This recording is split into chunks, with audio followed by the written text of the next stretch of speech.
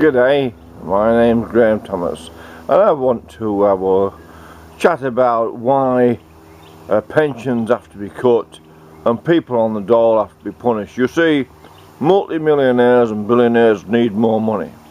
They need more money to acquire more property.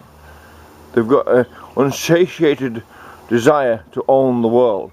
So for this desire, which they share, and there's more and more of them, they have to sacrifice the old people who haven't got much money by cutting some of their heating off.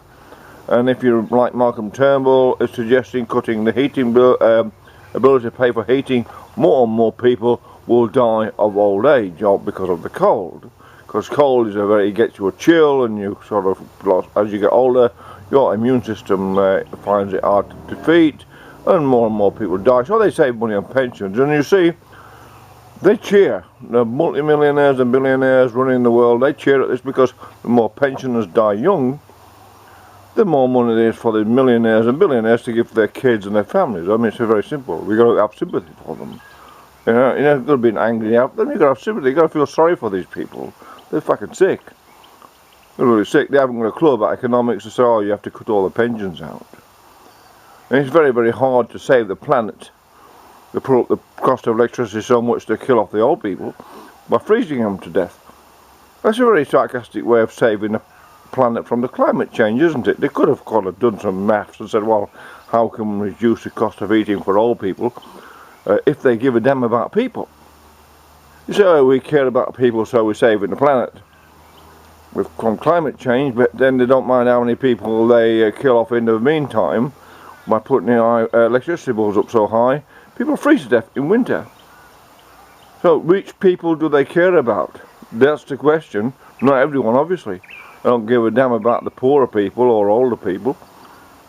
So that's why people like the multi-millionaires that run these countries, our Western democracies are run by multi-millionaires in a little enclaves of wealth. And there they are. We need to cut your pension. I need to attack the people who are unemployed because, well, as I said, the multi-millionaires and billionaires need more money to acquire property that when it collapses, when the economy collapses, then a lot of people with their investment properties and houses will lose them, and then these multinationals and billionaires will snap up all of that property as well.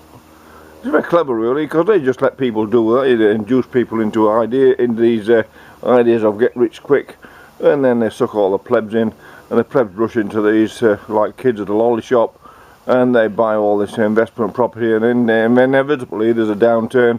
Lots will lose it, and the rich snap it all up, and that's the cycle of life. They're really, really clever, and they're really dumb, but then there's victims in between, the pensioners and the old people who worked hard all their lives, are now 65 now. Oh, the politicians want them to slave till they're 70. They want people to be slaves till they're 70 to the system. Sit in traffic jams till you're 70 with your arthritic bodies. Sit in traffic jams till you're 70. No, you're going to live longer. No, it's going to cause people to have a shorter lifespan of leisure. These politicians have become financial or fiscal dictators. They don't give a shit about people. Having people working for longer and longer means they don't give a damn. And then putting the price of electricity to save the planet, what for? When you're making people's lives miserable now.